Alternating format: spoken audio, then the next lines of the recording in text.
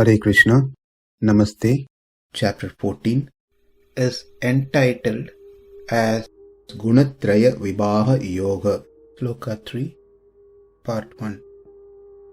Mama yonir mahad brahma, tasmin garbhaṁ dadhāmy aham, sambhavaḥ sarva-bhūtānāṁ, tato bhavati bhārata.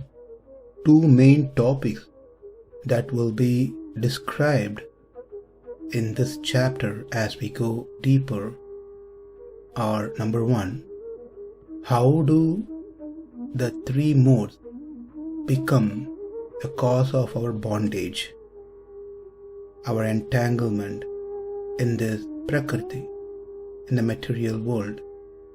Number two, how can we free ourselves from the gunas, from the three modes?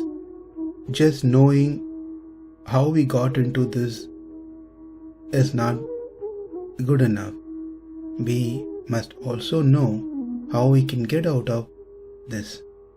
In next two verses, 3 and 4, this is not the subject that will be addressed, but it speaks of gunas being the cause of bondage, and contact with the gunas comes out of association between prakriti and purusha.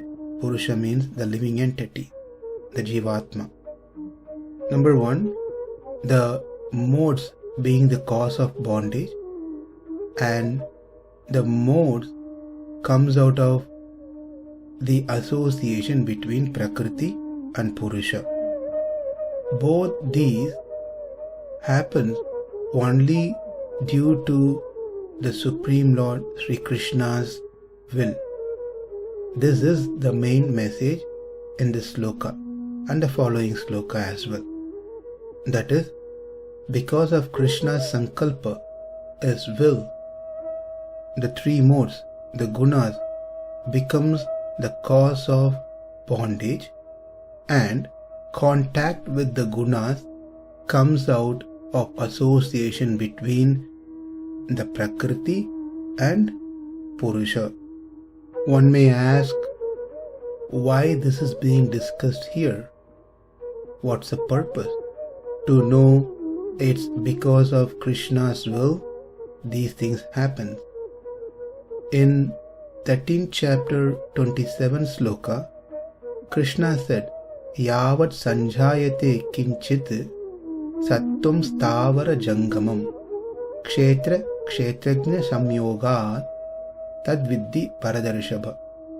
There he had mentioned that whether it's movable or immovable, all the living entities, the beings, are born only from the interaction of the kshetra and the kshetrajna, that is, the body, the prakriti, and the living entity. Because of the association interaction between these two, everything come into being. In other words, it originates only as a compound of the two, and never anything happens they being separate. When Purusha and Prakriti come together, by their association, things come into being. This is what we learned in the 13th chapter from that particular sloka. So here the question is, if everything happens just because of kshetra and kshetrajna, we must know by now what these terms are, as we have spent enough time in chapter 13. Kshetra is the body or the prakriti. Kshetrajna, the knower of the body, the field, that is the living entity. So, if everything happens just because of the kshetra and kshetrajna coming into contact, then what is the role, what is the purpose of the Lord? If everything happens by the field of the activities and the knower of the field, then there is no God exists, because the material nature and the living entity does everything. Since God doesn't have any role, most probably He doesn't exist. We spend some little time on Sankhya philosophy in the 13th chapter 21st sloka, and we try to understand how the philosophy has a flaw when it's said that Prakriti and Purusha makes everything happen. Here in this sloka, Krishna directly addresses that particular concern. Two things was not described in the previous chapter. Number one, the Prakriti and Purusha has relationship, but did not tell how that relationship happened. That will be described in this 14th chapter. Number two, the Prakriti and Purusha comes in contact, but chapter 13 doesn't tell us who makes that contact, that connection. That will be explained now in this chapter 14. There are quite a bit of information, details that we need to learn from this sloka. Let's go ahead and start from the meaning. Yonihi, the cause of the world. Mahad Brahma, the great Prakriti called Brahman, which means supreme. Mama is mine. Tasmin, into it. Aham, I. Garbhaṁ, dadhāmy, place the jivas. Bharata, ocean of Bharata dynasty. Tato, thereafter, sarva-bhūtānāṁ, of all living entities. Sambhavaḥ, the birth. Bhavati, occurs. Translation: the total material substance called Brahman is the source of birth, and it is that Brahman that I impregnate, making possible the births of all living beings, O son of Bharata. What is being said here is Prakriti, the Moola Prakriti, the Pradhana, which is the cause of all the worlds. That Moola Prakriti, which is cause of all the worlds, is mine, meaning it is subservient to me. Mine and me refers to Krishna. And next Krishna says, I induct the germ, the jiva, into it. The birth of all the creatures takes place thereafter. That is, there is Prakriti, and then within the Prakriti, the jiva is placed. Once the jiva is placed, the rest of the creation, etc., takes place from that point onwards. When we say it takes place from that point onwards, doesn't mean that it again automatically happens. Even over there, the hands of Krishna is present. Without him, the further creation also does not take place. We will see those things as we go deeper into this sloka. First thing to learn here is Mahad Brahma. Prakriti, the material nature, is referred here as Brahman, Mahad Brahman. which means the Prakriti is huge. When we say huge, it is immeasurable. There are total of 24 elements which makes the world. Out of these 24 elements, the very first element, which is Prakriti or Pradhana, Moola Pradhana, is the greatest because that's the one which holds other 23 elements. In 13th chapter, Sloka 6 and 7, we have spent quite a bit of time understanding these 24 elements. Just to quickly recap, what we have seen there is the Prakriti. Within Prakriti, Mahan get created. Within Mahan, the Ahankara Tattva get created. And within Ahankara, there are three parts get created: Sattvika Ahankara, Rajasa Ahankara, and Tamasa Ahankara.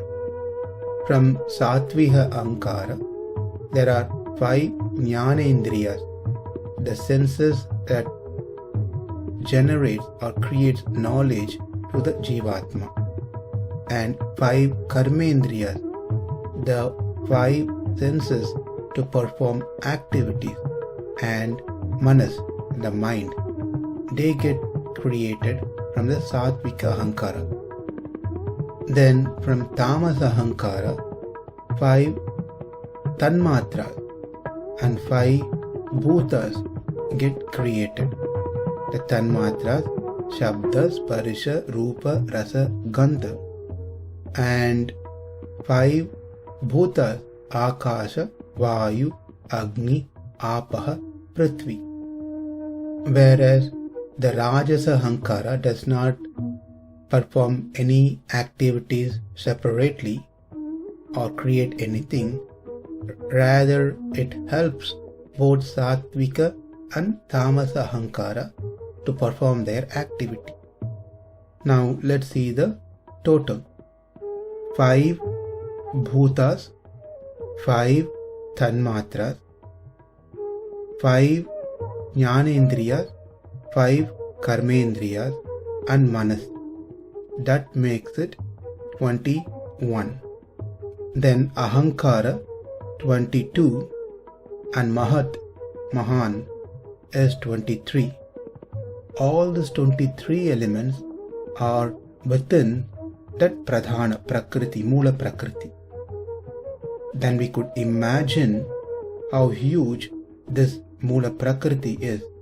Therefore, it is called Mahad Brahman. We can see that the Moola Prakriti becomes the cause of Mahat, Ahankara, and other non-sentient material substances. This Prakriti has no boundary. In other words, Mahad Brahma refers to Prakriti which is spread over everywhere below the Viraja river. Viraja river is the dividing line between the material world and the spiritual world. So when it comes to material world, there is nothing exists outside of Prakriti. Everything happens within the Prakriti. That also we have learned. There's only certain portion of Prakriti is made into Mahad within Prakriti, and a certain portion of Mahan, that is within Prakriti, is made into Ahankara, not outside of Mahan, not outside of Prakriti. So everything happens within the Moola Prakriti. There is no limit on the right side to the Prakriti. There is no limit to the left side of the Prakriti, and there is no limit, meaning no boundary, to the bottom of the Prakriti, except on the top there is a boundary which is called Viraja river. Otherwise, Prakriti is boundless. Therefore, Prakriti is referred as mahad Brahma. This may not be sufficient enough for us to still understand how great Prakriti is, how huge Prakriti is. Therefore, we will see what is Andam, the universe. Starting from where we are in Bhumandala, and there are lokas above us and below us, which makes it one universe. Likewise, there are many universes, and these all universes are covered by sequence of layers, and then the living entity takes birth. In our next session, we'll learn the details of Prakriti further and its creation, so we can understand how great this Prakriti is, how huge this Prakriti is, which is being referred as mahad Brahma. Namaste, Hare Krishna.